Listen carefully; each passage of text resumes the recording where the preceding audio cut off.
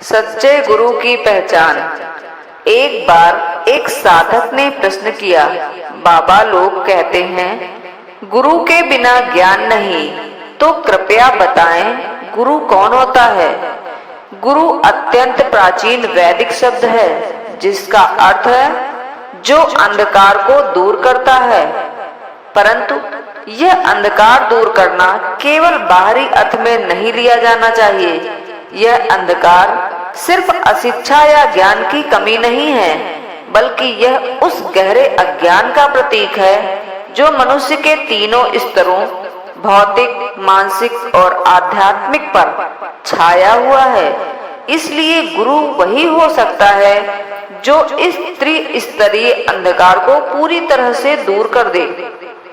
यदि कोई व्यक्ति केवल पढ़ना लिखना सिखा दे और भाषा व्यवहार सिखा दे तो वह भौतिक स्तर पर गुरु हो सकता है, लेकिन केवल इतना पर्याप्त नहीं है।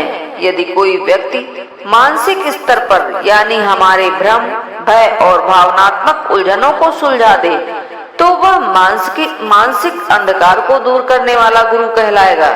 लेकिन यह भी अधूरा है। और यदि कोई व्यक्ति केवल आध्यात्मिक स्तर पर मार्गदर्शन करे तो वह भी तभी पूर्ण गुरु होगा जब उसमें अन्य दो स्तरों का प्रकाश हो।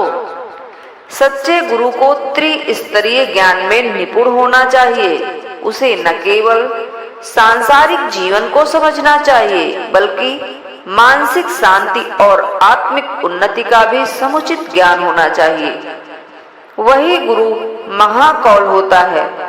महाकौल यानी ऐसा व्यक्ति जिसने स्वयं साधना के माध्यम से अपने जीवन को आत्मिक ऊंचाई पर पहुंचाया है और दूसरों को भी उस ऊंचाई तक ले जाने की सामर्थ्य रखता है। गुरु को केवल साधक नहीं बल्कि ज्ञाता भी होना चाहिए। वह जिसे शास्त्रों का गहन ज्ञान हो, जो उन शास्त्रों को समझाने के लिए आवश्यक भाषाओं को जानता हो और जो अपने अनुभव व ज्ञान के माध्यम से दूसरों को न केवल मार्ग दिखा सके बल्कि उस मार्ग पर चलने के लिए प्रेरित भी कर सके।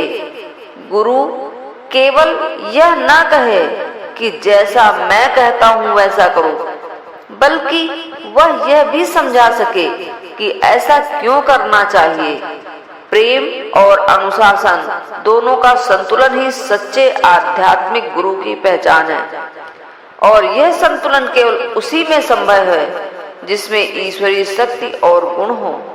इस प्रकार गुरु वही हो सकता है जो स्वयं साधना में सिद्ध हो, शास्त्रों में पारंगत हो, प्रेम और अनुशासन का संतुलन जानता हो और दूसरों को जीवन के हर स्तर पर प्रकाश की ओर ले जाने की क्षमता रखता हो। गुरु, ईश्वर और आत्मा, इन तीनों में गहरा संबंध होता है। गुरु उस सेतु की तरह होता है जो आत्मा ईश्वर को पहुंचाता है। वह आत्मा को ईश्वर तक पहुंचा देता है। वह मार्ग नहीं बनाता बल्कि दिखाता है कि मार्ग भीतर ही है। इसलिए गुरु का कार्य शिष्य को स्वयं में स्थित सत्य से जोड़ देना होता है। गुरु, ईश्वर और आत्मा, इन तीनों में गहरा संबंध होता है।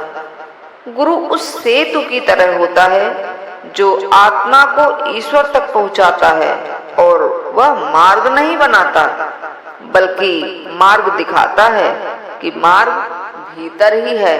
धन्यवाद।